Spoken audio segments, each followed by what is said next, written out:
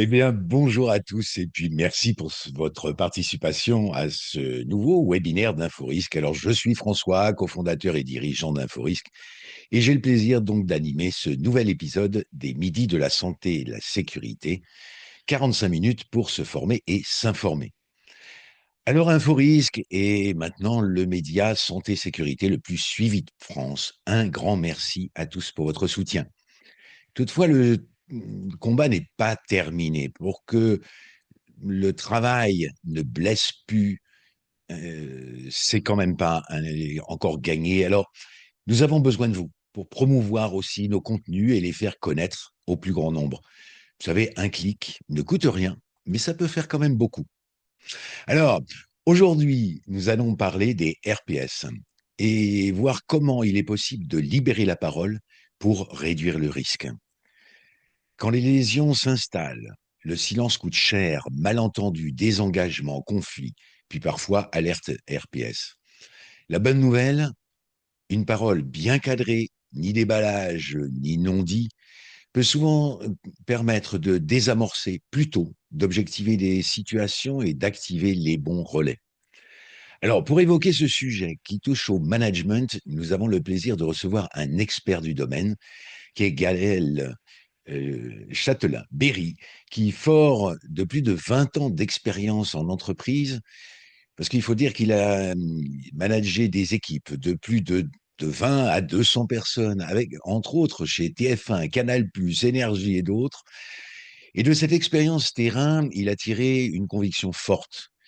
Le bien-être impulsé par le management est un levier direct de productivité, de créativité et d'engagement. Alors, depuis 10 ans, Gaël écrit et intervient en conférences pour faire évoluer les pratiques managériales en intégrant la bienveillance au quotidien, jusqu'à une approche qu'il a baptisée Feel Good Management. Alors, il faut savoir que d'habitude, c'est lui qui est derrière le micro, puisqu'il anime un podcast qui a une forte audience, puisqu'il s'agit du podcast Happy Work, et qui est aujourd'hui à plus de 6 millions d'écoutes par an.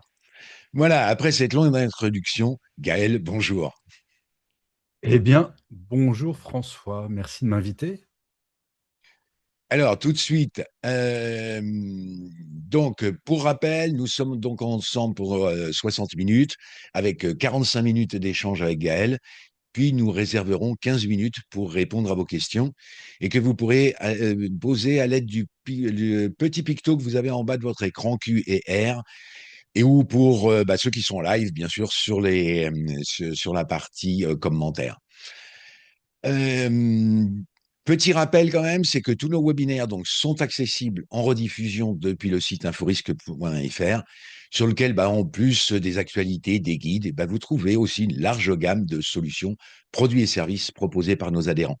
Alors, ne pas oublier que c'est grâce à eux que nous pouvons vous fournir un contenu, et ce contenu gratuitement. Alors, n'hésitez pas à les consulter quand vous avez besoin d'une solution adaptée à vos projets.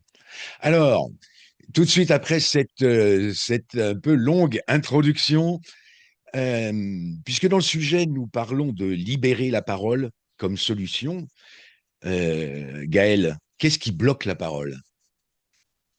Je crois que c'est un truc qu'on a depuis qu'on est tout petit, en fait. Tu sais, quand on était à l'école, si le maître ou la maîtresse disait quelque chose, enfin, moi, je fais partie d'une génération où généralement on se taisait, on écoutait. Tant qu'on ne nous donne pas la parole, c'est très compliqué de l'apprendre. Donc, je crois que c'est un rapport à la hiérarchie qui est un tantinet biaisé. Alors, les jeunes générations, on peut leur reprocher parfois de l'ouvrir un peu trop, mais c'est grâce à notre éducation qu'ils le font, parce qu'ils remettent en cause l'autorité et ils ont bien raison de le faire. Donc c'est fait de façon intelligente et c'est à nous, les boomers et les générations X, à accueillir ça avec, grand respect et grande joie. Oui, mais d'un autre côté, est-ce que c'est une habitude, mais alors du coup, mauvaise habitude managériale? Ah, mais c'est une très mauvaise habitude managériale. Moi, tu sais, ça fait, 10 ans, donc j'ai été manager ou dirigeant pendant 20 ans et Mhm. ça fait 10 ans que j'ai pris mon bâton de pèlerin pour, essayer de faire en sorte que les choses évoluent. Donc c'est plus qu'une mauvaise habitude managériale, c'est la culture managériale spécifiquement française, où on est très pyramidal encore. Je vais te donner un exemple, je conseille aux managers de donner un tout petit exercice qui est gratuit, totalement, avec leur équipe pour commencer, initier le droit à la parole. C'est de demander à leurs équipes de se réunir seuls dans une salle, sans le manager, et de remplir un tableau avec deux colonnes. Première colonne, qu'est-ce que je fais bien en tant que manager? Deuxième colonne, qu'est-ce que je pourrais faire mieux? Et il y a une règle absolue, que chaque point doit être validé à l'unanimité. Ça peut sembler bête, mais je peux te garantir que chaque membre de l'équipe n'a pas la même vision des qualités et des choses à améliorer chez son manager. Donc ça fait des discussions géniales. Une fois que c'est fait, il y a un débrief fait au manager et c'est l'équipe qui fait le débrief. Et donc chaque point, c'est pas une personne qui dit dis donc tu me saoules avec tes emails le soir, c'est toute l'équipe qui le dit. Donc il n'y a pas cette peur de parler à son manager. Et une fois que cette liste est faite, le manager s'engage à progresser. Ben, je peux te garantir que quand, dans mes conférences, parfois, je parle de cet exercice, il y a des managers qui viennent me voir après qui me disent ah non, mais si on fait ça, Gaël, on ouvre la boîte de Pandore. Mmh. Et je me dis mais comment vous pouvez dire ça? J'ose à peine imaginer le niveau de dialogue que vous voulez instaurer si vous avez peur de donner la parole à vos salariés. Donc voilà, il y a toujours cette crainte de la libération de la parole. Les salariés, et ça je le dis toujours aux managers, aux dirigeants et aux dirigeantes, ils aspirent qu'au bien-être. Ils n'ont pas envie d'arriver au boulot avec une boule au ventre, ils ont envie d'être bien. Et pour être bien, je ne vois pas comment on peut être bien si on libère pas la parole. C'est exactement comme dans la vie privée. C'est pour toutes celles et ceux qui sont en couple. Heu, imaginons ton compagnon ou ta compagne te fait une crasse. Est-ce que tu t'imagines dans ta vie privée une seule fois te dire: «Tiens, tu m'as fait une crasse, je vais le noter sur un petit calepin, je vais t'en parler pendant ton entretien annuel». On fait pas ça dans la vie perso. Pourquoi on fait ça dans le pro? Parce qu'on a peur. Oui, mais finalement, est-ce que c'est alors culture managériale, ce qui est intéressant, ce qui est intéressant, bien sûr, l'exemple et merci pour l'exemple parce que c'est un exemple qui paraît tout simple, mais effectivement, alors a priori efficace. Bah, voilà, je donne rendez-vous à notre audience, d'ici un mois peut-être, qu'on pourra refaire un débrief pour savoir, voilà, pour consulter ceux qui auront mis en œuvre finalement cet exemple-là. Pourquoi, typiquement français? Je dirais, bah, typiquement, est-ce que c'est, quelque chose qu'on trouve pas en Europe ou c'est versus, anglo-saxon? Mais parce qu'on est héritier d'une culture, très pyramidale. Tu sais, Mmh, en fait, en France, on a tendance à réagir plutôt qu'à agir. Je vais te donner 2 exemples tout bêtes. Il aura fallu attendre la vague de suicides chez Renault et chez France Télécom pour qu'on parle enfin de qualité de vie au travail. 2008. Alors que oui. tous nos voisins ont commencé, ça faisait déjà 5, 6 ans qu'ils commençaient à réaliser, mais même avant. Richard Branson, il y a 20 ans, il a dit: «Si vous voulez que vos salariés prennent soin de votre entreprise, prenez soin de vos salariés». Et on peut remonter même au 19e siècle. On a des entreprises comme Michelin au 19e, créées au 19e siècle, c'était les papas du paternalisme. Alors ce mot, on ne l'utilise plus maintenant, mais heu, c'est un peu le paternalisme, c'est le grand-père de la bienveillance en entreprise. Et d'ailleurs, Michelin, encore aujourd'hui, est toujours très précurseur sur pas mal de trucs de QVT. Hem, mais en France, on réagit. Deuxième exemple, le télétravail avant le Covid, seulement 16 d'accords de télétravail, 16, hein. Maintenant, Mmh. on n'imagine pas une entreprise qui n'ait pas d'accord de télétravail. Pas une. Donc, on a tendance à aimer les traditions. On a un côté très accroché à notre passé. Alors, c'est bien à plein d'égards, plein d'égards. Je pense à la culture, je pense à plein de choses, mais quand ça commence à toucher au monde de l'entreprise, on a du mal. Regarde, moi, ça me fait hurler. J'ai un peu travaillé en politique. Ça me fait hurler quand j'entends des hommes ou femmes politiques parler du travailler plus pour gagner plus. À quel moment on va parler du travailler mieux? Quand? Mmh. C'est effrayant. Et je parle pas de l'âge de la retraite, là, je parle des gens qui disent: «Oh là là, mais c'est un drame, il faut travailler beaucoup plus». Mais déjà, arrêtons de faire des réunions de 1 heure dont 50 ne sert à rien. Il y a des études qui montrent que des cadres français passe en moyenne 24 jours de 24 heures par an, François, en réunion, et que 50% du temps de ces réunions n'est pas consacré au sujet de la réunion. À un moment, il faut peut-être se poser les bonnes questions. Comment est-ce qu'on travaille mieux? On a toutes et tous assisté à des réunions, on se demandait, mais qu'est-ce que je fous là en fait? Pourquoi je suis dans cette réunion? Mais on aime ça. En France, on a des habitudes. On se dit une réunion, ah ben on va forcément caler 1 heure. Pourquoi? Ah, on a toujours Mmh. fait ça comme ça. Je suis persuadé qu'il y a plein d'auditeurs et d'auditrices qui ont déjà entendu cette phrase après avoir demandé à son boss, mais pourquoi on fait ça comme ça? Et la réponse est, bah on a toujours fait ça comme ça. Mmh. Bah, à un moment, il faut peut-être se remettre en cause. De temps en temps, je trouve que ça serait pas mal. Mmh. Alors, ou s'écouter finalement. Ouais, ou s'écouter. Mais en tout Mmh. cas, heu, écouter les salariés. La libération de la parole, je c'est même pas je pense maintenant, c'est une intime conviction, c'est la clé absolue du bien-être au travail, absolue. Si on veut savoir comment améliorer le bien-être de nos salariés, le plus simple, c'est encore de leur demander quand même. Quand tu penses qu'aujourd'hui, 90 des managers, 90 se voient évaluer leur qualité de management par leur propre manager pendant l'entretien annuel, sous Mmh. forme de: «Tu es un bon manager? Ouais. Elle t'aime bien ton équipe? Super». Mais à un moment, il faut peut-être arrêter ça. Et il y a des entreprises qui commencent à le faire avec des évaluations trimestrielles faites en ligne avec 5 questions toutes bêtes. Est-ce que mon manager m'apprend des choses? Est-ce qu'il est bienveillant avec nous? Et cetera. Tu choisis les questions et ça permet de piloter et non pas pour punir le manager, mais pour l'alerter en disant: «Ah tiens, visiblement ton équipe se plaint un peu que tu sois moins disponible en ce moment. Est-ce qu'il y a un problème d'organisation? Est-ce que tu as besoin d'une formation?» Et de piloter ça, mais vraiment de le piloter. On est quand même numéro 2 mondial du burn-out. À un moment, il faut arrêter la blague. Il faut arrêter de se dire: «Ah bah non, non, non, on va surtout rien changer». Il y a que le Japon qui nous bat. C'est quand même effrayant. Tu as Mais pas l'air effrayé, François. ouais, mais bah, c'est vrai qu'on a parlé, bah, ici on a reçu aussi beaucoup chez Inforisque Vincent Beau et qui a lancé le projet 41-21 parce que pour mettre l'écoute de toute manière, même comme il voudrait que enfin il ne voudrait, c'est quelque chose qui est en train de monter en puissance, c'est de faire passer l'écoute comme 10e principe de prévention. Parce qu'aujourd'hui, ça semble être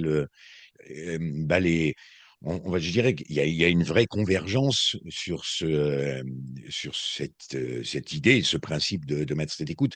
Mais est-ce que justement, je reviens un petit peu sur la question, est-ce qu'on n'est pas aussi sur le manager aujourd'hui, est-ce il a pas, il est, comment on fait pour lui lever finalement cette crainte d'ouvrir une boîte de Pandore?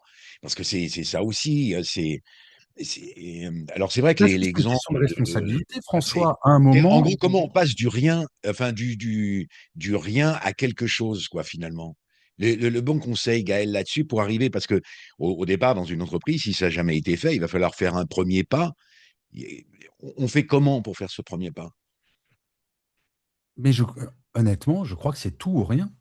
Enfin, à un moment, il faut arrêter la blague. Adam Smith, au XVIIIe siècle, premier théoricien du capitalisme, on ne peut pas le soupçonner d'être communiste ou quoi que ce soit, Adam Smith, disait déjà dans son livre La richesse des nations, il donnait comme conseil aux patrons d'ateliers de payer pour la santé de leurs ouvriers et de payer pour l'éducation des enfants des ouvriers, pour préparer la Mmh. génération d'après. Adam Smith parlait déjà de prendre soin des gens. Donc à un moment, il faut arrêter et arrêter de dire, comment on fait pour commencer un petit peu. Non, il faut donner la parole. Si jamais je suis un mauvais manager, j'ai besoin de savoir pourquoi, de comment m'améliorer. Si mes salariés ne vont pas bien, j'ai besoin de le savoir et pas juste avec une enquête annuelle. On va faire un pseudo-baromètre et derrière les salariés maintenant dans les grands groupes, je travaille beaucoup avec des grands groupes en fait. Mmh. Mais le nombre de messages que je reçois, que ça soit sur mon profil LinkedIn ou sur mon blog, de gens qui disent: «Ah bah, on a encore eu le bilan social, mais on sait très bien, ça fait 5 ans qu'ils le font». Il y a littéralement aucun suivi, littéralement aucune action. Littéralement. Je crois que le bien-être, c'est bien de s'en occuper au niveau global d'un groupe. C'est super. Mais je pense profondément que c'est le manager de proximité qui peut libérer la parole, qui peut arrêter d'envoyer des emails le soir à 22 heures. Puis alors, qui va te dire en plus ça aussi, mais tu n'imagines pas les réflexions que j'ai. Quand je dis ça, par exemple, les emails tardifs ou le week-end, le manager qui me dit: Ah mais non, mais il y a marqué sous ma signature, vous n'êtes pas obligé de le lire ou de le répondre. Je fais: «Mais vous vous rendez pas compte?» Moi, quand je Mmh. reçois si je recevais enfin, quand j'étais en entreprise, je reçois un mail de mon président ou de ma présidente, bien évidemment que je le lis. Parce Mmh. qu'on est dans quelque chose encore de pyramidal, schématiquement et dans notre culture. Tant que ces discussions, elles n'ont pas lieu, que le manager dit pas: «Bon OK, on va se fixer des règles maintenant. Passé 18 heures, si jamais vous voulez bosser, écrire un email, faites-le, mais vous faites un envoi différé. Vous ne l'envoyez pas» et on met des Oui, règles en mais place. aujourd'hui, il existe même, alors pour simplement les questions d'email, il existe des solutions très simples qui sont intégrées. Enfin, nous, on l'a intégré d'ailleurs dans nos systèmes de mail, où quand on dépasse une certaine heure dans la journée, il nous dit: «Est-ce que vous voulez pas envoyer ce mail à un autre moment?» Ou si c'est le week-end, il dit: «Bah, c'est le week-end, vous voulez pas l'attendre lundi pour l'envoyer?» Oui, mais il y a encore Mmh. plus fort, c'est par exemple Michelin dont je parlais depuis 2018, je crois. Donc ils ont vont parler de la déconnexion, ils ont dit: «C'est interdit d'envoyer des emails en dehors des heures de travail». OK. Si jamais quelqu'un le fait 3 fois de suite, d'envoyer des emails en dehors des heures de travail, il reçoit une alerte automatique. Attention, vous ne devez pas envoyer des emails en dehors des heures de travail. Si jamais il continue, à ce moment-là, il est convoqué par la RH et par sa hiérarchie pour dire: «C'est quoi le problème? Comment est-ce qu'on peut t'aider pour changer ça?» À un moment, la technologie qui pourtant nous a bien asservis, que ce soit par les emails, les smartphones et compagnie, maintenant peut vraiment nous servir et mais il faut le faire, en fait et c'est vraiment une décision. Tu sais, François, je dis toujours: «Un escalier, ça se nettoie par le haut». Mmh. Donc tant qu'il y a pas cette volonté d'une direction générale, d'un COMEX de dire: «Ben, maintenant on change et on va pas changer un peu, on va vraiment donner la parole aux gens». En fait, à chaque fois que j'ai assisté à ce genre de changement de culture, les dirigeants et dirigeantes sont très souvent étonnés par le fait que les salariés ne demandent pas énormément, hein, vraiment. Enfin, d'avoir le droit à l'erreur, de pas se faire hurler dessus, enfin c'est que du bon sens. Moi, il y a quelque chose qui me marque, François, c'était une étude il y a 2 ans. Une des toutes premières sources de démotivation des salariés français, c'est le fait que leurs managers leur disent pas bonjour le matin. Qu'est-ce que tu veux que je te dise quand je dis ce genre d'études? Et j'ai été manager, donc c'est pas pour blâmer les managers. Ils font un métier qui est super dur, sauf qu'on est passé d'un manager qui gère, au siècle dernier, qui gère un business plan, qui gère ce genre de trucs avec des KPIs précis, parce qu'on était en chômage de masse. On est en train de s'apercevoir maintenant que la natalité baisse, que le chômage a baissé. Oh là, mais il faut fidéliser les gens. Moi, je vois le changement d'attitude des entreprises par rapport au bien-être au travail. Il y a un petit côté cynique parce que les boîtes, même les très grandes boîtes, s'aperçoivent: «Ah mais le gamin qui est jeune diplômé bac+5, il a démissionné pendant sa période d'essai». Bah ouais les gars, parce que cette génération n'admet pas ce que nous on a admis. Moi, je fais partie de cette génération qui a entendu: «Dis donc, si tu pas content, il y en a 10 qui veulent ton boulot». Mmh. Préparez-vous, dirigeants, dirigeantes, managers, à entendre de plus en plus souvent: «Dis donc, si tu me renvoies encore un mail le dimanche où tu arrives en retard à une réunion, il y en a 10 qui veulent me recruter» et c'est ce que connaissent les Allemands depuis 30-40 ans maintenant. Ils galèrent pour recruter et donc ben, ils sont beaucoup plus attentifs à la qualité de vie au travail depuis plus longtemps que nous. Mais est-ce qu'il y a quand même dans ces échanges, je dirais des bonnes questions ou des phrases à éviter? Enfin, on parlait tout à l'heure parce que, OK, on démarre. Donc, alors peut-être avant ça, la bonne chose, parce qu'on parlait, il faut y aller, on n'y va pas. Là, on a je dirais, une grosse communauté du côté d'Inforisque qui nous suit, c'est quand même, ce sont des HSE. Le HSE, lui, à son niveau, comment il peut arriver là, il peut arriver à mettre en place déjà ce genre de solution? Est-ce qu'il faut directement il monte directement RH, Codir en disant: «Il faut faire quelque chose», ou est-ce que lui, à son niveau, il peut déjà commencer à mettre en place un certain nombre d'actions? Mais, heu, en fait, ça commence par le management de proximité. Déjà, faire en sorte que dans son équipe, les gens se parlent correctement, le fait qu'il y ait un vrai droit à la déconnexion, le fait qu'on fasse pas de réunion de 1 heure, qui servent à rien. Un manager, c'est ça qui est génial, il est le responsable du bien-être de son équipe. Quand j'entends des managers, j'en vois quand même beaucoup avec mes conférences, qui viennent me voir en disant: «Ah mais moi j'aimerais bien être bienveillant, monsieur Châtelain-Berry, mais c'est ma direction qui ne l'est pas». Je fais: «Mais Mmh. de quoi tu me parles en fait?» heu Pourquoi toi, avec ton équipe, tu peux pas être bienveillant? Le rôle du manager, c'est de faire un parapluie. Moi, je me rappellerai toujours quand j'étais chez TF1, un de mes patrons m'avait dit: «Gaël, le rôle d'un manager, c'est de faire briller ton équipe en cas de succès et d'assumer tous les échecs de ton équipe et de les protéger». Bah, je trouve ça très juste. C'est exactement ça. Le rôle d'un manager de proximité, c'est de faire en sorte que son équipe soit la plus sereine possible. Alors, je lis ici ou là: «Ah oui, mais c'est encore une responsabilité de plus donnée au manager». Mais c'est juste la responsabilité essentielle. Il y a pas d'entreprise sans salariés. À un moment, on a oublié ça en France depuis les années 80. C'est absolument terrifiant. Résultat, très concret, 12 des salariés français font des burn-out. 12. Enfin, Mmh. ça fait 10 ans que je milite pour, par exemple, que le burn-out soit une maladie professionnelle, ce genre de choses. Heu, je suis consterné de voir à quel point les choses bougent lentement. C'est une telle évidence. Je donnais l'exemple de Richard Branson, il y a plus de 20 ans. C'est quand même pas rien, Richard Branson, c'est le patron du groupe Virgin et le fondateur, qui explique que pour que les salariés prennent soin de l'entreprise, il faut prendre soin des salariés. C'est du bon sens. Mais on a oublié ce bon sens. Pourquoi? Parce on a eu un chômage de masse depuis 1982, on va dire, 83, et ça a duré quasiment 35 ans, avec des taux de chômage qui sont montés jusqu'à 13%. Eh ben, on se dit: «Qu'est-ce qu'on s'en fout de prendre soin des salariés? On en a autant qu'on veut». Et notre génération, on l'a bien connu cette pression. On était prêt à rester en réunion le vendredi jusqu'à 19h30. Bah oui, c'était la norme. Mais sauf que ça marche pas comme ça. Et Et puis c'est beaucoup qu'on a fait mal, enfin le travail fait mal et puis j'irais et c'est peut-être, pas c'est pas je une ne sais pas comment obligation, ton avis François, que le là-dessus, mais travail pardon, je m'inscris en oui. faux. Il peut faire mal, mais Mmh. c'est pas une obligation du tout. Absolument pas. Va parler à des salariés suédois qui finissent leur journée tous les jours à 16h30, 17h. Moi, je veux bien qu'on m'explique que c'est pas possible. L'économie suédoise, elle a pas l'air si catastrophique que ça. Va parler aux Américains. Moi, j'ai beaucoup travaillé avec des Américains quand j'étais chez Canal+, mais j'étais très surpris, passer 17h heure là-bas, le directeur général de la boîte, qui était pourtant une énorme boîte, j'arrivais pas à le joindre, et il m'expliquait: «Mais Gaël, pardon, mais moi je vais chercher mes enfants à l'école». Mmh. Bah, on est spécifiquement complètement naze là-dessus, mais vraiment. Qui n'a pas entendu cette espèce de phrase toute pourrie, partant un jour, par hasard, à 17h du travail: «Bah, tu prends ton après-midi». Mmh. Mais il y a que les Français qui font ça. Il y a que les Français qui sont persuadés que pour montrer sa motivation, il faut rester tard au travail.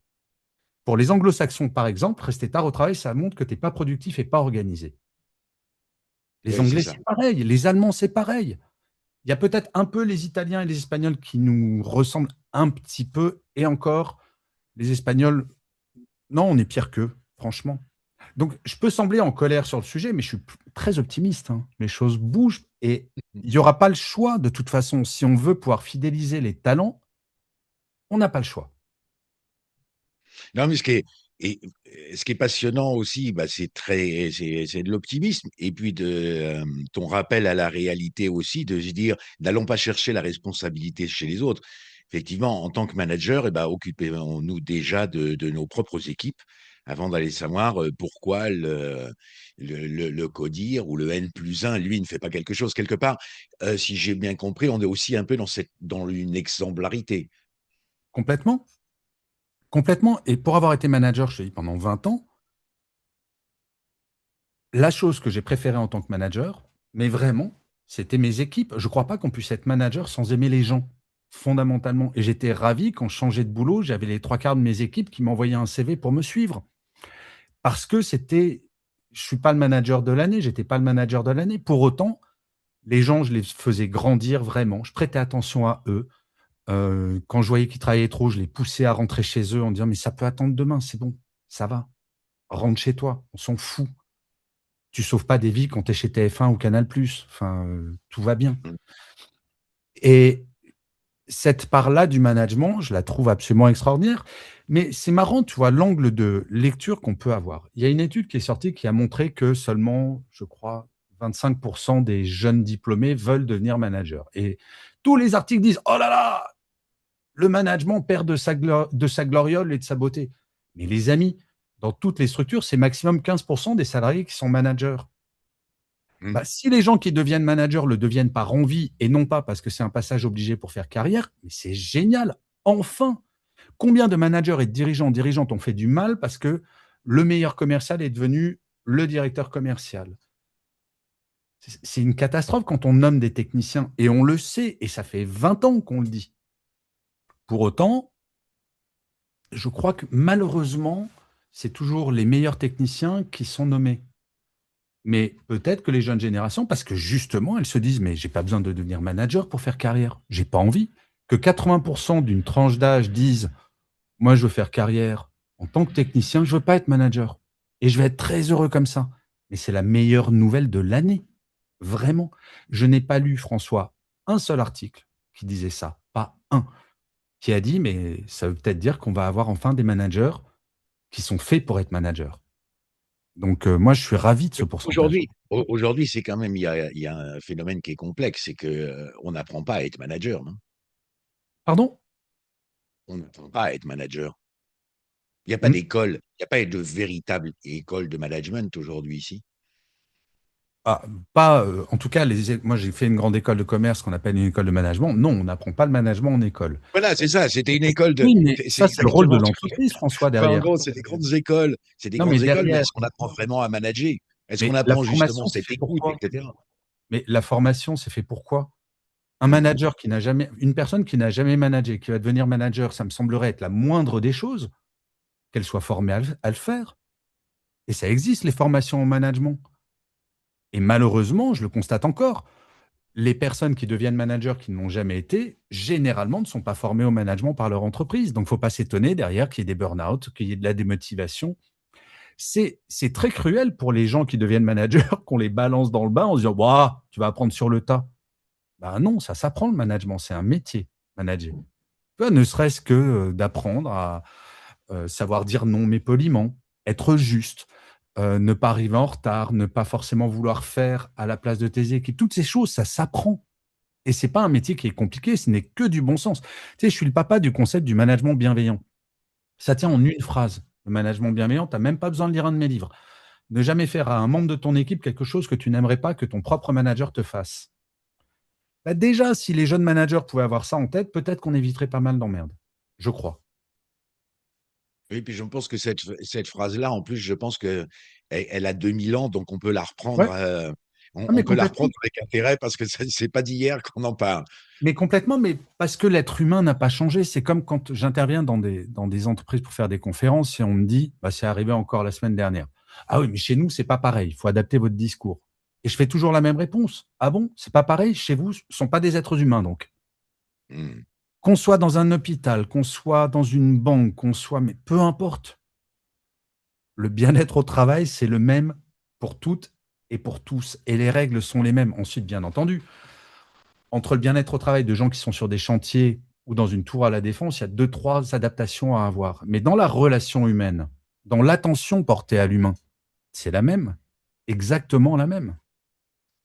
Mais, moi, je voulais rebondir sur 2 choses. Est-ce qu'aujourd'hui, justement, ces écoles qui vont enfin, quelqu'un qui va, participer, à une formation au niveau management, est-ce que dans ces formations aujourd'hui, justement, cette question d'écoute, elle est enseignée ou pas? Ah bah, dans les Tiens, formations de management, oui, heureusement. Je oui. fais quelques séminaires de management par an où c'est moi qui officie. L'écoute est même centrale. En fait, toutes les études ont montré que la première demande des salariés, la première, hein, ça arrive pas en deuxième, troisième, la première, c'est d'être écouté par son manager. La première demande. Donc c'est clé, c'est absolument clé. Et pourquoi est-ce que c'est la demande la plus forte? Parce qu'aujourd'hui en France, les salariés n'ont pas le sentiment d'être écoutés et on ne peut pas leur donner tort. Mmh. On peut vraiment pas leur donner tort. Et Alors encore une fois, il y a une différence entre être écouté et entendu. Donc faire un et bilan social, c'est très bien, mais si derrière il y a aucune action, ça sert absolument à rien, c'est de la cosmétique. Et bah, encore une juste fois, derrière aussi à une autre question pour ça. Est-ce qu'il y a des, on va dire des bonnes questions? Est-ce qu'il y a des phrases à éviter? Il y a des sujets à éviter? ah non, pour moi, il y a Parce qu'en gros, ça littéralement peut devenir en gros, est-ce qu'il y a pas un risque, enfin je vais bifurquer un peu autrement.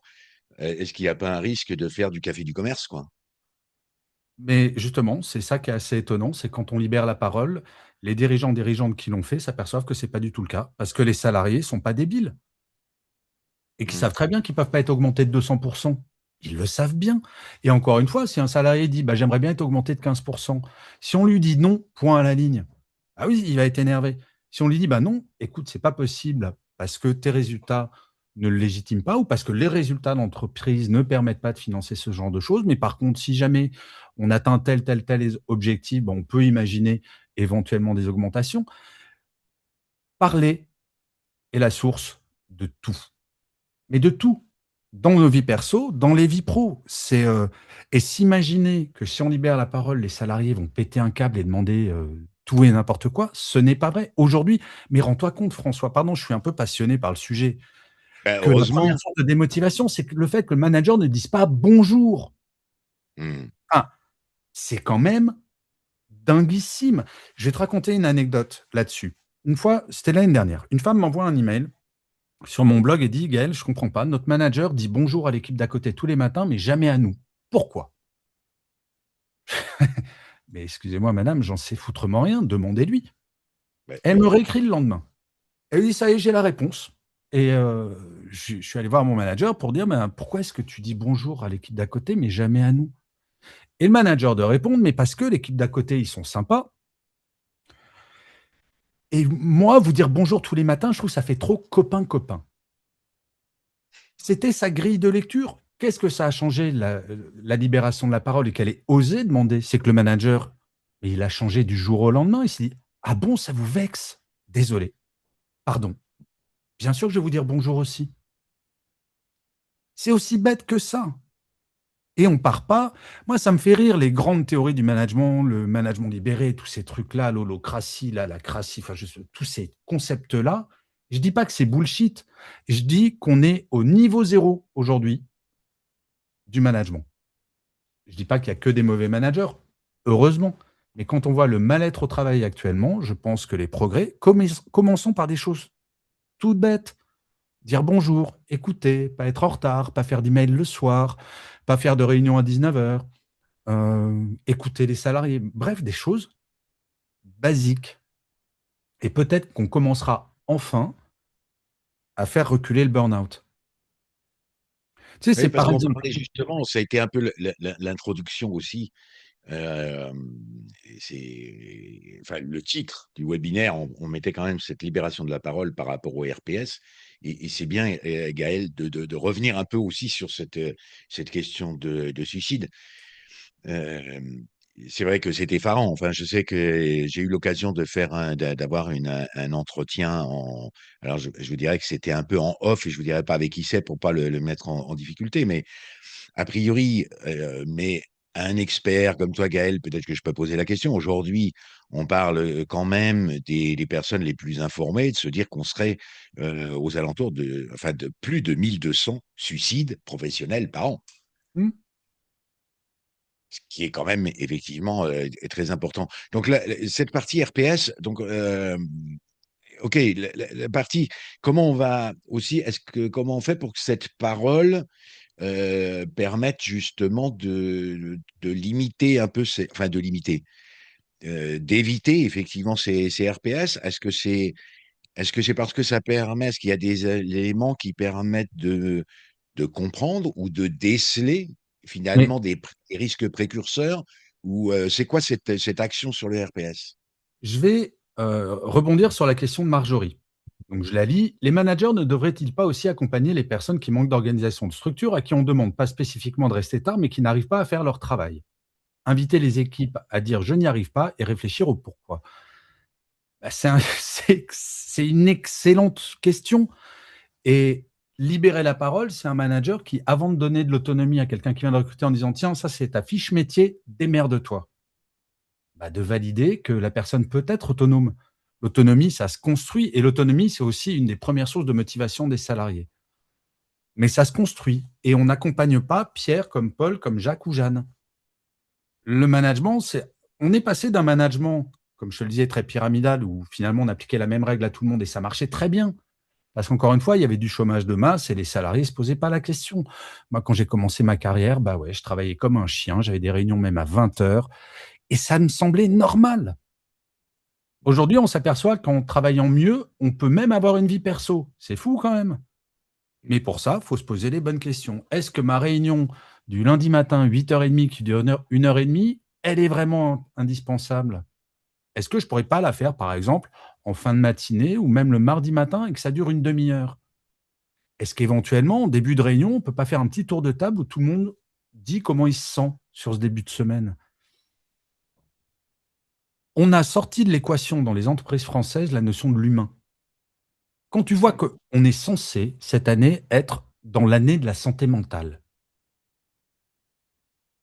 mais les bras m'en tombent. Mmh. Les bras m'en tombent. Alors, il va y avoir, bien évidemment, des conférences, des trucs dans le genre. OK, mais concrètement, on fait quoi? À quel moment le burn-out va être reconnu comme une maladie professionnelle vraiment? À un moment, il faut responsabiliser. Et c'est pas pour dire que le manager fait mal, c'est pas pour dire que l'entreprise fait mal. C'est pour dire il serait temps qu'en France, on comprenne qu'un salarié qui va bien est plus productif, plus créatif, plus impliqué. On peut faire en 32 heures, 4 jours, autant, pour ne pas dire plus, que ce qu'on fait aujourd'hui en France. Toutes les études l'ont montré, toutes, sans exception. Pourquoi? Parce qu'on vire tout ce qui est non productif. Mmh. 24, je répète ce chiffre pour qu'il rentre dans la tête des personnes qui écoutent, hein. 24 jours de 24 heures en réunion par an, 50% de ce temps n'est pas consacré au sujet de la réunion. Bah, fais le calcul, François. 12 jours de 24 heures par an, tu es à ta semaine de 4 jours de 32 heures. Mais il y a des symboles auxquels on ne touche pas en France, notamment le temps. Est-ce que tu sais, par exemple, tiens, bah voilà, il y a un sociologue qui a expliqué le présentéisme à la française. En fait, c'est apparu dans l'après-guerre avec la création de la sécurité sociale, puisque au moment de la création de la sécurité sociale, on a créé ce qu'on appelle le statut cadre, qui est une exception mondiale, hein, le statut cadre. Et OK. des gens qui étaient chefs d'atelier avant-guerre se sont retrouvés toujours chefs d'atelier, donc managers, mais avec un statut cadre, donc avec des avantages supplémentaires par rapport à leur équipe. Mmh. Avant la guerre, ils étaient payés un petit peu plus, mais ils Mmh. avaient les mêmes avantages, c'est-à-dire aucun. Mmh. Là, le statut cadre donne des avantages additionnels. C'est créer une culpabilité en disant: «Mais j'ai des avantages en plus, il faut donc que je prouve que je travaille plus», et ils ont commencé à rester plus tard, et c'est comme ça qu'en France, selon ce sociologue, et je trouve que ça fait sens. Parce que quand tu regardes nos voisins belges, il y a pas de statut cadre. Un Belge passé 18-19 heures, enfin non, même pas 18-19 heures, enfin c'est vraiment pas à la française. Et ben, on a commencé à faire du présentéisme. Et c'est bien vu quand tu es manager de rester tard. C'est mal vu quand tu es manager de partir avant la fin, avant que tous tes collaborateurs et collaboratrices soient partis. Ouais, et puis il y a On a un peut-être rapport aussi au avec temps qui est les ridicule. cadres. Je pense que le passage cadre, c'est aussi les cadres qu'on a passés au forfait et donc qu'on a passé au forfait heure et que du coup, qui n'avaient pas la même, effectivement, une autre évaluation Oui, mais regarde, sur la partie temps de travail. une boîte comme Google, on peut Mmh. on je pense qu'on peut estimer que Google, c'est un petit succès économique. Mmh. Quand tu arrives Quand tu es salarié chez Google, le matin, tu arrives et ta première mission, c'est d'écrire la liste de ce que tu vas faire et de l'envoyer dans la journée et de l'envoyer à ton manager. Le manager complète ou valide. Imaginons ton manager valide ta liste de tâches que tu vas produire vraiment. Mmh. Bah, si tu as fini de produire ce qu'a validé ton manager à 15 heures, tu peux partir et personne ne te dira rien parce que tout le monde sait que tu as produit ce pourquoi tu as été payé. En France, on a un rapport au temps, pas à ce qu'on produit. Alors là, bien entendu, je parle des gens qui travaillent dans les bureaux, ce qui est très différent dans les usines, les ateliers, etc. Mais on se dit quelqu'un est impliqué s'il reste tard au bureau, sans même imaginer qu'on peut être productif parce que ben on passe pas la moitié de son temps en réunion à raconter n'importe quoi.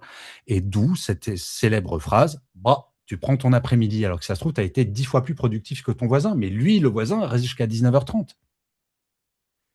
Et c'est long à changer une culture. C'est très long. Parce qu'on l'a hérité, je te dis, des années 50 et 60. Donc ça ne se change pas en un claquement de doigts. Mais à un moment, il faut être honnête avec soi-même, il faut se regarder en face. Et j'ai pas le sentiment qu'on se regarde beaucoup en face en France. Alors qu'il y a quand même des signaux d'alerte dramatiques. Tu donnais le nombre de suicides sur le lieu de travail. On peut parler du burn-out. On peut parler de l'étude empreinte humaine qui explique que 42% des salariés français se déclarent en détresse psychologique. Enfin, 42%. Enfin, on est sur des chiffres qui sont effrayants, pas Mm. un peu inquiétants, qui sont effrayants. Je fous la Bah, patate, hein. oui, oui, oui. Non, mais je partage, mais c'est pour ça aussi qu'à chez Infeuris cette année, justement, on va essayer de mettre un point d'orgue à en parler, d'essayer d'aller vers des solutions. Justement, c'est pas, le but n'est pas de faire peur, etc., mais d'avoir un constat lucide. Parce que ces chiffres-là, on les invente pas. C'est pas parce qu'on a envie d'en parler. C'est parce ils nous explosent à la figure. Et ce qui est le plus terrible en plus, c'est que les gens se rendent pas compte parfois que c'est en plus les personnes les plus investies qui partent en burn-out. Mmh, bien Et sûr. c'est ça qui est, et sur lequel on n'arrive pas à avancer sur ce sujet-là. C'est terrible. C'est terrible. Mais c'est Mais une question j'avais encore, culturelle. oui, pardon. Encore une fois, c'est une question culturelle. C'est, Mais alors, avant de peut-être passer aux questions, j'avais encore une autre question, parce que tout à l'heure, tu nous as parlé enfin, en gros, de cet exemple d'interroger, en gros, que le manager puisse interroger bah, son équipe, donc avec un travail en commun. Et qu'en est-il un peu je dirais, l'entretien qui peut avoir avec avec chaque personne. Donc là, par contre, en individuel. Un conseil peut-être pour peut-être rendre aussi plus efficace au regard de cette écoute. pardon, j'ai pas tout à fait entendu ta question. Ça a coupé un peu. Alors, ma question, c'est que tout à l'heure, tu nous as donné un exemple, justement, avec le fait de questionner une équipe en leur faisant réaliser un travail d'équipe avec, voilà, en gros, ce qui leur plaise ou ce qui ne leur plaise pas chez leur manager. Ouais. Donc, derrière ce travail d'équipe, il y a aussi, est-ce qu'il n'y a pas besoin aussi d'un travail aussi individuel, c'est-à-dire que le manager puisse parler individuellement à enfin, à chaque personne Ouais, de son bien équipe. évidemment, Et à ce parce que moment-là, est-ce qu'il y a justement voilà, un petit tips, un petit conseil là-dessus sur bah, si ça n'a pas été fait correctement jusqu'à présent ou comment non, le mais faire correctement dans ces interventions? on va commencer par un truc tout bête, c'est tous les matins et ça, il y a quelques entreprises anglo-saxonnes notamment qui l'imposent à leurs managers. Quand un manager arrive au bureau ou même en distanciel, il doit dire bonjour individuellement à chaque membre de son équipe, lui demander «ça va?» et truc de fou, attendre la réponse et faire passer le message au salarié qu'il a le droit de dire quand ça va pas. Si le petit dernier a fait ses dents toute la nuit, que la personne est crevée, il a le droit de le dire. La libération de la parole, ça passe par ça aussi, de ne pas faire croire à son équipe qu'ils ont besoin d'être Superman et Wonder Woman en permanence. Mais rien que «bonjour, ça va?» déjà, c'est un bon truc et je suis persuadé que dans toutes les personnes qui nous écoutent, il y en a plein qui sont en entreprise et où leur manager ne leur demande pas tous les jours. Mmh. Le management, c'est pas compliqué en fait, c'est humain. J'aurais tendance à dire que c'est un bon résumé, en tout cas, de notre première partie.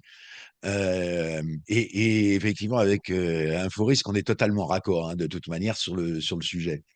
Je vais peut-être attaquer quand même, donc, du coup, les différentes questions qu'on peut avoir, qui sont remontées. Je profite tout de suite quand même de l'occasion aussi, parce que j'en ai pas parlé. Et quelquefois, parce qu'il y en a quelque part dans notre audience, parfois des personnes qui se disent il est 12 heures passées, je vais manger, et les questions, tant pis. Alors, juste une chose de vous rappeler quand même que au niveau d'Inforisque, puisqu'on parlait justement des actions 2026, ne pas oublier qu'on lance le festival de la prévention qui aura lieu donc les 2 3 juin au pavillon Baltard. Anne-Charlotte va vous mettre un petit lien. N'hésitez pas à vous y inscrire. Voilà, on va pouvoir vous y écouter, vous allez pouvoir écouter et nous, on va aussi pouvoir vous écouter. Voilà, donc c'est petite petit aparté. Alors, donc, Laurent qui vous demande, alors, quels conseils donnez-vous aux entreprises pour développer une véritable qualité de vie au travail? De nombreuses entreprises pensent que c'est en aménageant une salle de pause avec un billard ou un bar à jus que les salariés vont être heureux, mais ne s'attaquent pas aux causes qui génèrent réellement du mal-être au Former travail. les managers, former les managers, former les managers. Voilà. Alors c'est bien une salle de pause, hein. Faut pas non plus, jeter le bébé avec l'eau du bain. C'est très bien, mais très clairement, c'est pas suffisant. Pour autant, si on a des bons managers et une belle salle de pause, c'est sympa. Donc faut former les managers. Oui, d'ailleurs, Maud qui pose la question, ne faut-il pas partir de la base? Hop là, attendez, il y a une question qui a Je passé, tu peux rebondis me sur une réflexion de Nicolas qui dit: «Oui, mais pas n'importe quel ça va, il faut qu'il soit sincère». Mais je suis pas d'accord avec ça, en fait. C'est comme quand je parle de bienveillance, on me dit: «Oui, mais si on fait semblant d'être bienveillant». Bah, moi, je préfère quelqu'un qui est faussement bienveillant que quelqu'un qui est franchement malveillant. Moi, honnêtement, je l'avoue, en tant que manager ou dirigeant, j'avais certains collaborateurs, collaboratrices qui me sortaient par les trous de nez, humainement. Mmh. Autant en tant que manager, quand je demandais: «Ça va?», j'étais dans mon rôle de manager, j'attendais la réponse sincèrement, mais humainement, ces personnes ne m'intéressent pas, je serais jamais parti en vacances avec. Pour autant, c'était mon métier de manager de m'assurer que ces personnes allaient bien. Donc, la notion de sincérité, je crois qu'il faut un peu la mettre de côté.